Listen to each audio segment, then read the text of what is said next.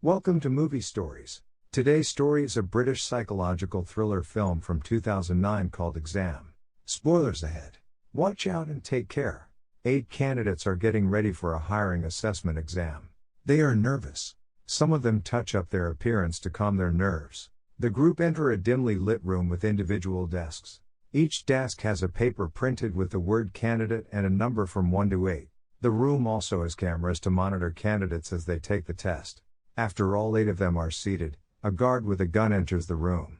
This makes the candidates even more nervous. He is followed by a man who doesn't tell them his name and simply introduces himself as the invigilator. He then apologizes to them for the difficulties they have gone through to reach this room. The candidates have passed all previous hiring assessments. They are the finalists.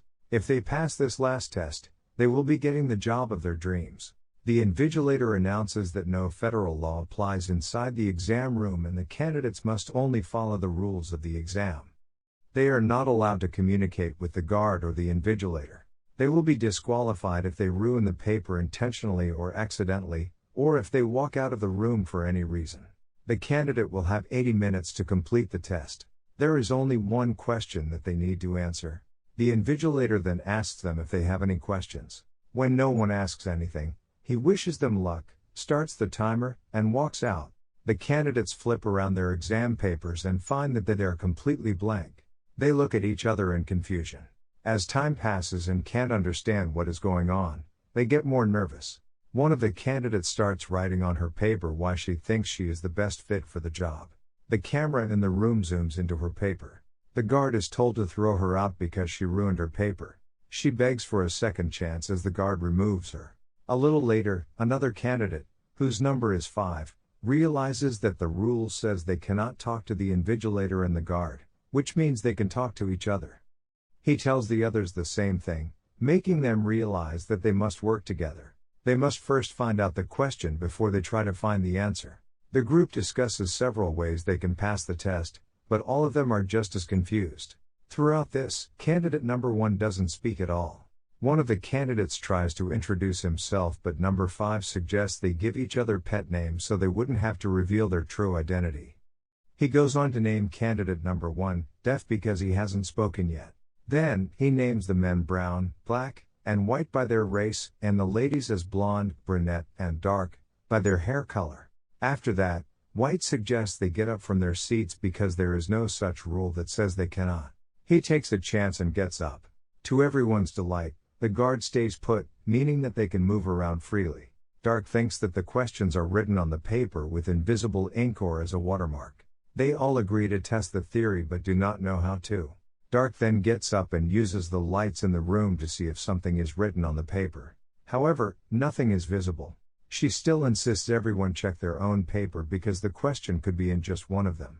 Everyone does as she says except for Deaf, who stays quietly in his seat. White takes his paper and checks it in the light. When they do not get any results, Black suggests the writing might be visible in UV or X-ray. The group then starts looking for a switchboard to check if there is an option to turn on other kinds of lights. When they do not find one, they start to look for the source of such light themselves. Deaf doesn't help them whatsoever and nervously stays on his seat. Blonde finds strips of emergency lights in the room, but since there are no switches, the group must break all the other light bulbs to create an emergency and trigger the lights. Brown retaliates saying that they cannot take such a risk. So, they vote on the matter and go forth with the plan. They break all the light bulbs in the room, leaving it in a blue glow from the emergency light. They all try to look for the question in the paper, except for Deaf. But they are disappointed again. Brunette asks everyone to remove the first layer of the strip light because they aren't lit. This might get them UV rays which could help them see. They use the woman's heels to break the strips, revealing another form of light. Unfortunately, they are disappointed again. These new lights do not work either. By this time, the group only has 60 minutes left. A frustrated White asks everyone to think of alternatives. As they brainstorm ideas, White registers that they can do anything to number 2's paper since she is already disqualified. So, they gather around her desk and try tracing the paper with a pencil. Still, no question comes forth. White then tears her paper into sections so that they can experiment with them.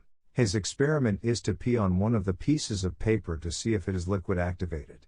However, that doesn't work either. Black and White get into a heated argument while discussing what they should do next, but they stop when they hear Def cry.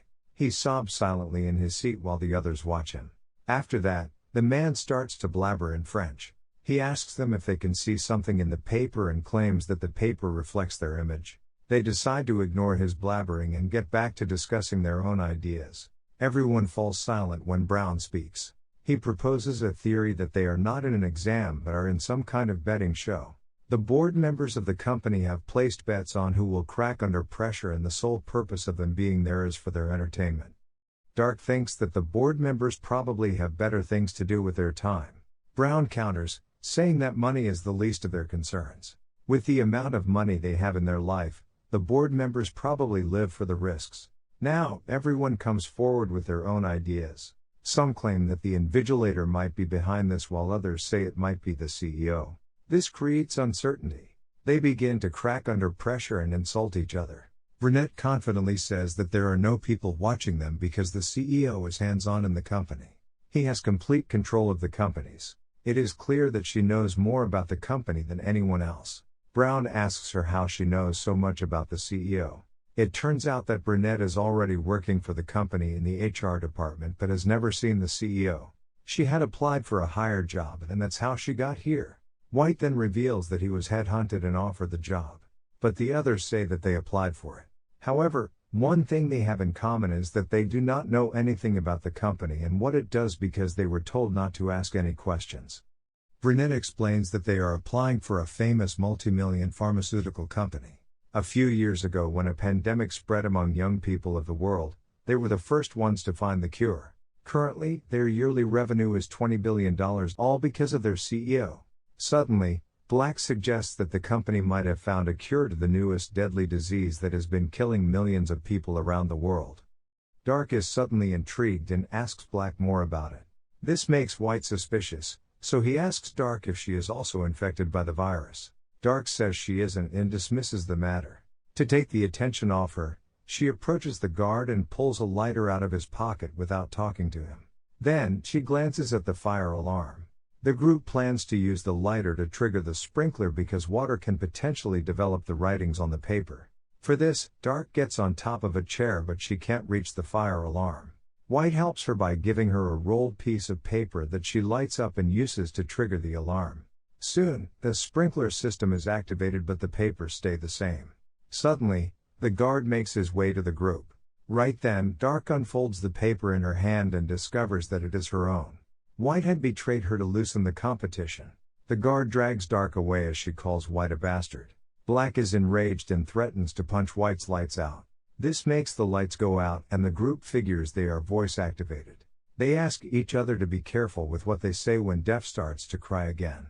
White sits in front of him and bullies the poor guy into tearing his own paper and eating it. The guard approaches Def and sends him away as well. Now only 5 of the candidates are left. Black belittles White for being an awful person, but White insists they should thank him for getting their competitors out. He also claims that he knows what the question is but refuses to tell the others. In a fit of rage, Black knocks him out with a single punch.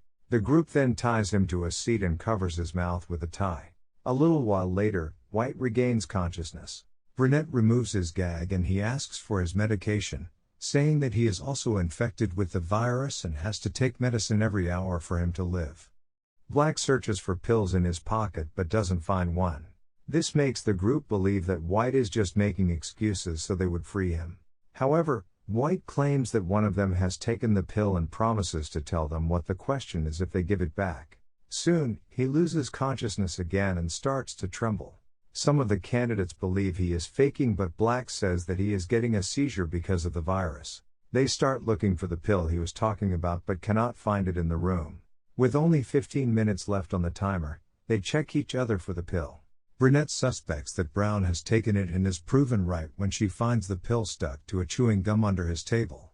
She tries to feed it to White but Brown throws it into a vent. As the others try to get it out, a stressed Burnett goes in front of the camera and asks the invigilator to save the man. But since she talked to the invigilator, she is immediately disqualified. After she is gone, Blonde brings the pill out with a bobby pin and saves White's life. She also unties him in the process. After he recovers, Everyone asks him for what he promised to tell them. White reveals that the answers are the candidates themselves. They have been searching for a question all this time, but White thinks that there is no question and the one who is left at the end is the answer. The rest of them believe him, but before they can act, White runs to get the gun from the guard. Black pushes him aside and acquires the gun himself. He points it at White, who confidently claims that he won't shoot anyone. Simultaneously, he attacks Black and gets the gun. However, when he is about to use it, he realizes the gun has fingerprint recognition. So, White uses the guard and points the gun at the others. He threatens everyone to get out of the room on their own so he can win the position. Brown doesn't retaliate out of fear of being shot and deliberately walks out. A scared blonde slowly walks outside but yells "lights out" at the end. The room goes pitch dark, making White shoot in random directions. When the lights come back, Black falls limp on the floor with a bullet hole on his chest. White looks around and sees blonde still has a foot inside the room. He is about to shoot her as well, but notices that the timer has stopped. Now, White walks to the camera and tells the invigilator that he is the winner of the competition. The guard approaches him and shows him the time. White is in shock to see they still have 20 seconds left, meaning that he is disqualified for talking to the invigilator. It is then revealed that Def had changed the time when they were busy discussing other things. At last, the only one left is blonde. She walks into the room and picks up Def's glasses that had fallen while he was being taken out. Using those, she looks at the paper and sees question 1 written on it. To her uttermost surprise, Def enters the room revealing that he is the CEO of the company and was in the test to keep an eye on everyone. Blonde walks up to him and says no. The CEO and the invigilator smile, seeing that she has figured out the question and passed the test. It turns out when the invigilator asked them if they had any questions at the beginning of the test, it was the only question they had to answer. The whole exam was set to test the candidates' intelligence and attentiveness. They hire Blonde as the CEO's secretary, but she doesn't accept the job because she doesn't want to work with an organization that kills people. The invigilator reveals that Black isn't really dead and that the bullet he got hit with is a capsule that heals the wound after penetrating the body. It is actually the magical medicine they have recently manufactured which can cure any disease in the world. At last, Blonde accepts the job and the movie ends as she shakes hands with the CEO. Subscribe for more stories like this. Remember to turn on the notification, and leave a like to help the channel out. Thanks for watching.